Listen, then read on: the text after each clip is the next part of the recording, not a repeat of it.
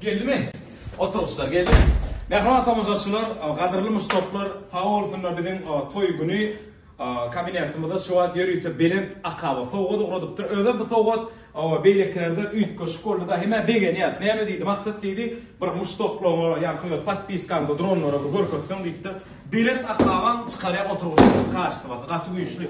Şeyler var yanında görköz deydi. Nasıl oturuş?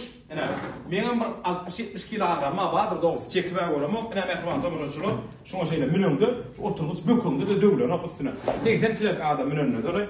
Sonra aytsak qolyapti. Belend Aqaba habarlaşmak üçün telefon bilerini aşağıda bellər, Instagram sahifasi ba, çağı oyuncaklarını, onun oku inzamlarının əhlətini, bilim merkezlerine oku, çağalar varlarını üçün ediyorlar. Şuna oturuşlar, stollar, stullar, başka da bir neçe kimiki elementler, şolar suratları hemmeti Belend Aqabada yerleşir.